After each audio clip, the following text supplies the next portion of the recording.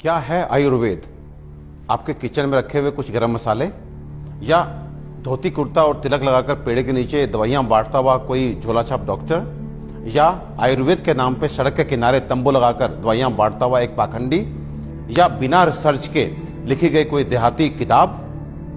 अफसोस की बात है कि हम में से अधिकतर लोग यही मानते हैं और यही जानते हैं, और इसी चूक का परिणाम है कि आज हमें यह दिन देखने को मिल रहा है। और साथ ही मैं आपको सचेत कर देना चाहता हूं कि अगर अब भी हम ना सुधरे, हम आयुर्वेद को नहीं जाने, नहीं पहचाने, तो मुझे नहीं मालूम कि आयुर्वेद का क्या होगा, लेकिन मानव जाति का पतन तो मैं निश्चित रूप से देख रहा हूं। और जो लोग मेरी इस बात से इत्तेफाक नहीं रखते, वो अपनी क्वालिटी ऑफ हेल्थ और क्वांटम ऑफ लाइफ को कंसिडर करें। साधनों के अभाव में हमारे बड़ों में से अधिकतर लोग 100 वर्ष की आयु तक पहुंचते थे। ये वो आयु है जिसकी आज हम साधन संपन्न होने के बावजूद भी कल्पना तक नहीं करते। और मैं एक बात आपसे पूछना चाहता हूं कि ये जो मॉडर्न साइंस है, ये किस तरह का इलाज कर रही है? कि आपको यदि शुगर हो गया तो आप दवाई खाइए, कब तक? जिंदगी भर। आपको ब्लड प्रेशर हो गया, आप दवाई खाइए, कब तक? जिंदगी भर। आपको थायराइड हो गया, आप दवाई खाइए, कब तक? जिंदगी भर। आपकी किडनी खराब हो गई, बदल दीजिए। आपका लिवर खराब हो गया, बदल दीजिए। आपको गांठ हो गई, काट डालिए। ये किस तरह की चिकित्सा है? और ये चिकित्सा नहीं, ये केवल सिम्टम्स को दबाना है, क्योंकि ये बाहर से आपको नॉर्मल रीडिंग देते हैं, शुगर ठीक है, ब्लड प्रेशर ठीक है, लेकिन अंदर बीमारी अपना काम कर रही है। 15 साल बाद आपकी किडनी खराब। किससे? शुगर से, ब्लड प्रेशर से। आज का नर्वस सिस्टम खराब, आपकी आंखें खराब, आपको ये कॉम्प्लिकेशन, आपको ये कॉम्प्लिकेशन। तो ये इलाज है या एलोपैथ का काला पर्दा?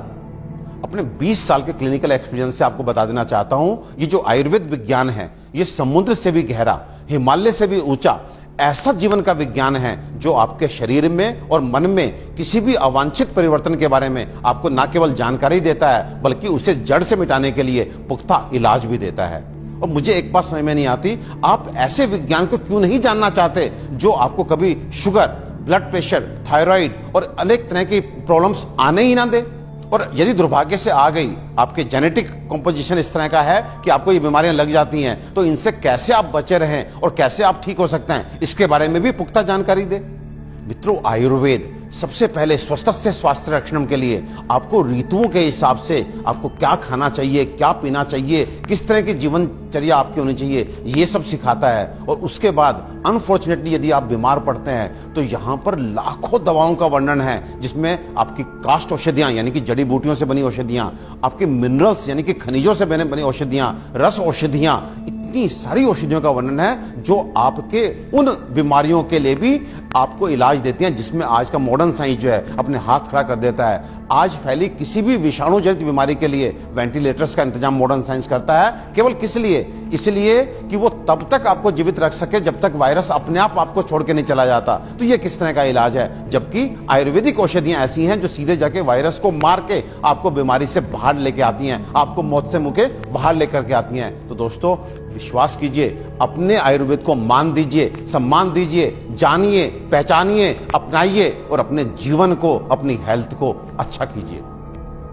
आयुर्वेद का इलाज ना तो धीमा है और ना ही लंबा, बल्कि यह रोगों को जड़ से खत्म करता है। आधुनिक सर्जरी दुनिया को आयुर्वेद की ही देन है।